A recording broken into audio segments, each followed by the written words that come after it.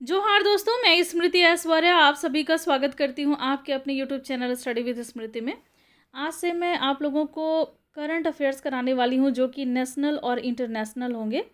ये current affairs मैं घटना चक्र की जो पॉइंटर मैगजीन आती है उसी से मैं कराऊंगी।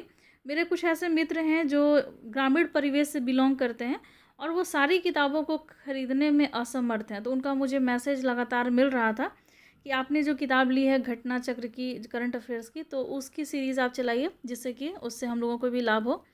तो इसी क्रम में मैं ये सीरीज़ लेकर के आई हूँ। तो चलिए शुरू करते हैं आज की क्लास को और लेते हैं आज का पहला प्रश्न।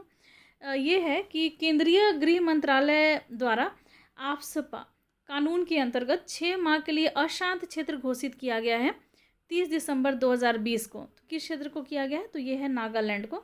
नागालैंड को अशांत क्षेत्र 30 दिसंबर 2020 को घोषित किया गया है 6 माह के लिए। अगला जो पॉइंट है वो है 25 से 28 दिसंबर 2020 के दौरान राष्ट्रपति रामनाथ कोविंद यात्रा पर रहे हैं। कहाँ के? तो ये दीव के यात्रा पर रहे राष्ट्रपति रामनाथ कोविंद 25 से 28 दिसंबर 2020 तक। अगला जो पॉइंट है वो है कि 26 दिसंबर 2020 को राष्ट्रपति रामनाथ कोविंद के द्वारा उद्घाटित INS खुखरी स्मारक कहाँ स्थित है? तो ये दीव में स्थित है। अगला टॉपिक है कि 26 दिसंबर 2020 को केंद्रीय गृह मंत्री अमित शाह के द्वारा न्यू मेडिकल कॉलेज की आधारशिला कहाँ रखी गई थी? तो 26 दिसंबर 2020 को केंद्रीय मंत्री अमित शाह के द्वारा न्यू मेडिकल कॉलेज की आधारशिला रखी गई गुवाहाटी, असम में। नेक्स्ट पॉइंट है कि 25 दिसंबर 2020 को पूर्व प्रधानमंत्री अटल बिहारी वाजपेयी की 96वीं जयंती के अवसर पर उनकी 18 फीट ऊंची प्रतिमा का अनावरण किया गया। कहाँ पर इसका अनावरण किया गया है? तो वो है शिमला में। शिमला में 18 फीट ऊंची प्रतिमा का अनावरण किया गया अटल बिहारी वाजपेयी का, क्योंकि उनकी 96वीं जयंती मनाई गई थी 25 दिसंबर 2020 को, और उसी के उपलक्ष्य में शिमला में 18 फीट ऊंची प्रतिमा का अनावरण किया गया। नेक्स्ट पॉइंट है कि जम्मू और कश्मीर में पुनर्गठन के बाद दिसंबर 2020 में पहली बार जिला विकास परिषद का चुनाव कराया गया। जम्मू और कश्मीर केंद्र शासित प्रदेश में जिला विकास परिषद की सीटों का कुल संख्या कितना है? तो ये है 280 सीटें हैं। अगला टॉपिक है वो है, अगला पॉइंट है, माफ कीजिएगा, जम्मू और कश्मीर जिला विकास परिषद के चुनाव में सर्वाधिक सीटें जीती हैं किसने? तो भारतीय जनता पार्टी ने 75 सीटें जीती हैं जम्मू और कश्मीर जिला विकास परिषद के चुनाव में। नेक्स्ट पॉइंट है कि हाल ही में स्थानीय निकायों में सुधार से संबंधित मामलों में सबसे आगे कौन सा राज्य है वो है? तो हाल ही में स्थानीय निकायों के सुधार से संबंधित मामलों में सबसे आगे जो राज्य है वो है आंध्र प्रदेश और मध्य प्रदेश। नेक्स्ट पॉइंट है कि वर्ष 1971 में भारतीय सशस्त्र सेनाओं के द्वारा पाकिस्तान पर जीत की 50वीं वर्षगांठ 16 दिसंबर 2021 को मनाई गई। केंद्र सरकार के द्वारा 16 दिसंबर 2020 से 16 दिसंबर 2021 तक की अवधि को क्या घोषित किया गया है? तो ये स्वर्णिम विजय वर्ष घोषित किया गया है। 1971 में भारतीय सशस्त्र सेनाओं के द्वारा पाकिस्तान पर जीत की 50वीं वर्षगांठ के अवसर पे केंद्र सरकार ने क्या किया है कि 16 दिसंबर 2020 से लेकर के 16 दिसंबर 2021 तक की अवधि, जो एक वर्ष की जो अवधि है, उसको स्वर्णिम विजय वर्ष के रूप में घोषित किया है। नेक्स्ट पॉइंट है कि प्रधानमंत्री नरेंद्र मोदी ने नई दिल्ली में देश की नई संसद भवन का भूमि पूजन एवं शिलान्यास किया। तो ये कब किया था? तो 10 दिसंबर 2020 को प्रधानमंत्री नरेंद्र मोदी ने नई दिल्ली में नए संसद भवन के भूमि पूजन का शिलान्यास किया। नया संसद भवन नई दिल्ली में बनाया जा रहा है। 10 दिसंबर 2020 को इसका शिलान्यास हुआ है। नेक्स्ट जो पॉइंट है वो है नए संसद भवन का निर्माण किया जा रहा है। तो ये कहाँ किया जा रहा है? तो सेंट्रल विस्टा प्रोजेक्ट के अंतर्गत ये नए संसद भवन का निर्माण किया जा रहा है। ये प्रोजेक्ट है, इसी प्रोजेक्ट के तहत संसद विस्टा प्रोजेक्ट, इसके तहत ही संसद भवन का निर्माण हो रहा है। नेक्स्ट पॉइंट है कि नए संसद भवन में लोकसभा सदस्यों की बैठने की क्षमता कितनी होगी? तो 888 सदस्यों की बैठने की क्षमता होगी नया संसद में। जो नया संसद भवन बन रहा है तो 888 सदस्य यहाँ पर बैठ सकते हैं, इतनी क्षमता है इसकी। अगला जो पॉइंट है वो है कि नए संसद भवन में राज्यसभा सदस्यों के बैठने की क्षमता होगी कितनी? तो ये होगी 384। लोकसभा के सदस्यों की बैठने की संख्या होगी 888। और नया जो संसद बन रहा है उसमें राज्यसभा के सदस्यों की बैठने की जो क्षमता होगी वो होगी 384। बहुत ही इंपॉर्टेंट फैक्ट है। अगला जो पॉइंट है वो है नए संसद भवन के बनकर तैयार हो जाने की संभावना है। कब तक ये बनकर तैयार हो जाएगी नया संसद भवन जो बनाया जा रहा है, जिसमें लोकसभा के सदस्यों की बैठने की क्षमता होगी 888 और राज्यसभा के सदस्यों की बैठने की क्षमता होगी 384। तो ये वर्ष 2022 तक ये बनकर तैयार हो जाएगा। भारत की आज़ादी की 75वीं वर्षगांठ पर ये नया संसद भवन जो होगा वो तैयार रहेगा। 12 नवंबर 2020 को प्रधानमंत्री नरेंद्र मोदी के द्वारा वीडियो कॉन्फ्रेंसिंग के माध्यम से जवाहरलाल नेहरू विश्वविद्यालय, जिसको शॉर्ट में JNU के नाम से भी जाना जाता है, इसमें अनावरण किया गया। किस चीज़ का अनावरण किया गया है JNU में? प्रधानमंत्री नरेंद्र मोदी के द्वारा वीडियो कॉन्फ्रेंसिंग के माध्यम से। तो इसमें स्वामी विवेकानंद की प्रतिमा का अनावरण किया गया है। JNU में स्वामी विवेकानंद की प्रतिमा जो है वो लगाई गई है। अगला जो पॉइंट है वो है कि 12 नवंबर 2020 को भारतीय सेना की खुफिया एजेंसियों के द्वारा संचालित एक ऑपरेशन के दौरान उल्फा के इस कमांडर ने आत्मसमर्पण किया।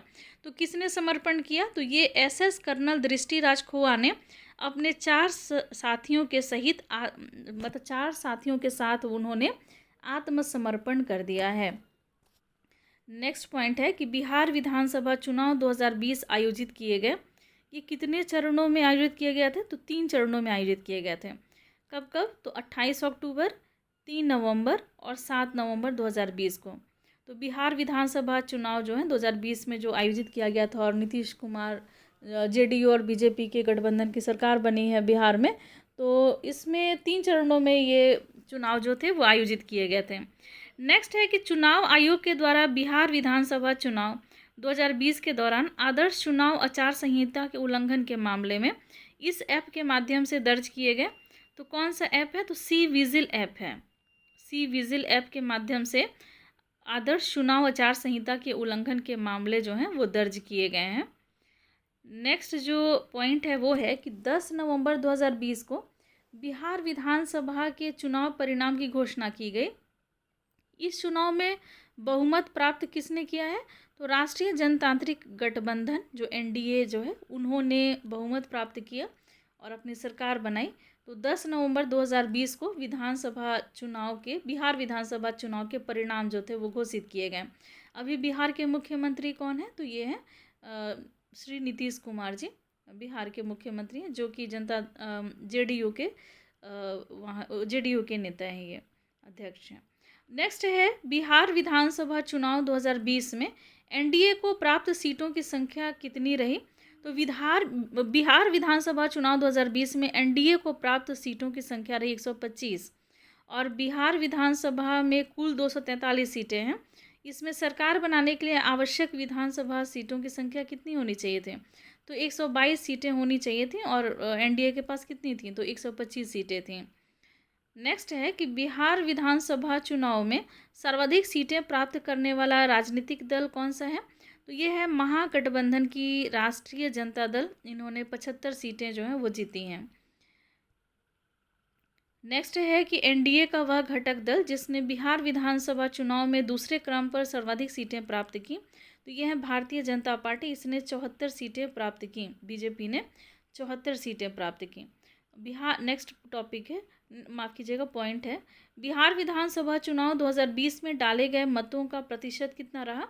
तो 57.05% मत जो थे वो डाले गए। तो मेरे बहुत सारे ऐसे मित्र हैं ना जो CDPO की भी तैयारी कर रहे हैं और BPSC की भी तैयारी कर रहे हैं। तो उन सब के लिए ये जो मेरा करंट अफेयर्स का ये जो मैं लेकर के आई हूँ सीरीज़, तो ये आप लोगों के लिए भी बहुत ज़्यादा हेल्पफुल हो जाएगा। तो मैंने कंबाइंड ये क्लास ले रही हूँ CDPO, BPSC और JPSC के लिए। अगला जो पॉइंट है वो है बिहार विधानसभा चुनाव 2020 में सर्वाधिक मत प्रतिशत प्राप्त करने वाला दल कौन सा रहा? तो ये राष्ट्रीय जनता दल है। 23.11% मत जो है राष्ट्रीय जनता दल को मिले। सबसे ज़्यादा मत प्रतिशत प्राप्त करने वाला दल रहा राजद। अगला जो पॉइंट है वो है बिहार विधानसभा चुनाव 2020 में भारतीय राष्ट्रीय कांग्रेस के द्वारा विजित सीटों की संख्या कितनी रही? तो ये रही 19 सीटें उन्होंने जीती। भारतीय राष्ट्रीय कांग्रेस ने 19 सीटें जीती हैं बिहार विधानसभा चुनाव में। तीसरी और अस्थाई बोडो समझौता संपन्न हुआ कब? तो तीसरी और अस्थाई बोडो समझौता संपन्न हुआ है 27 जनवरी 2020 को। नेक्स्ट पॉइंट है कि बोडो समझौते में शामिल पक्षकार कौन थे? तो ये थे केंद्र सरकार, असम सरकार एवं बोडो प्रतिनिधि। और इनमें समझौता हुआ कब? तो 27 जनवरी 2020 को। पर प्रतिनिधि कौन कौन रहे? तो केंद्र सरकार, असम सरकार और बोडो प्रतिनिधि। नेक्स्ट पॉइंट है, ये भी बोडो समझौते से ही है, कि बोडो समझौते के अंतर्गत बोडोलैंड टेरिटोरियल काउंसिल, जिसको शॉर्ट में बीटीसी कहा जाता है, तो बीटीसी का मतलब होता है बोडोलैंड टेरिटोरियल काउंसिल। इसका नया नाम क्या रखा गया है? तो इसका नया नाम जो रखा गया है वो है बोडोलैंड टेरिटोरियल रीजन। ये BTR इसको शॉर्ट में कहेंगे, बोडोलैंड टेरिटोरियल रीजन। नेक्स्ट जो पॉइंट है वो भी इसी से संबंधित है, BTR से। तो BTR जो कि फुल में इसको क्या बोलते हैं? तो बोडोलैंड टेरिटोरियल रीजन, जिसे संविधान की 6वीं अनुसूची में शामिल किया गया है। इसके अंतर्गत शामिल कौन कौन से हैं? तो ये है कोकराझार, उदलगुरी, चिरांद और बक्सा जिले, ये सभी इसमें शामिल किए गए हैं। नेक्स्ट पॉइंट है जो कि घटना चक्र से है, बहुत इंपॉर्टेंट है, ये है 27 जनवरी 2020 को विधान परिषद के उत्साधन हेतु वैधानिक प्रस्तावित पारित करने वाला राज्य कौन सा है? तो विधान परिषद को हटाने के लिए वैधानिक प्रस्ताव पारित करने वाला जो राज्य है वो है आंध्र प्रदेश। नेक्स्ट पॉइंट है कि 20 जनवरी 2022 को 3 राजधानियां बनाने वाला भारतीय राज्य कौन सा है?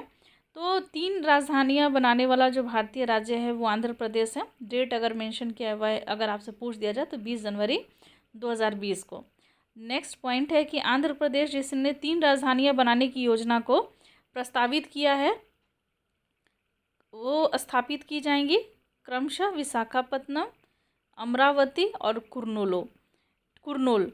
तो आंध्र प्रदेश की 3 राजधानियां कौन कौन सी प्रस्तावित हैं? तो विशाखापट्टनम है, अमरावती है, कुर्नूल है। ठीक है, तो विशाखापट्टनम जो रहेगी राजधानी वो कार्यकारी राजधानी रहेगी, अमरावती जो रहेगी वो विधायी राजधानी रहेगी, और कुर्नूल जो रहेगी वो न्यायिक राजधानी रहेगी।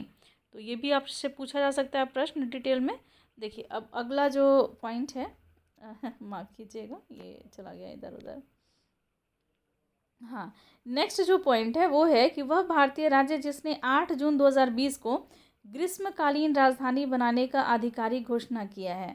तो भारत का एक उत्तराखंड जो राज्य है उसने 8 जून 2020 को ग्रीष्मकालीन राजधानी बनाने का आधिकारिक घोषणा किया है। उत्तराखंड की ग्रीष्मकालीन राजधानी कहाँ स्थापित की जाएगी?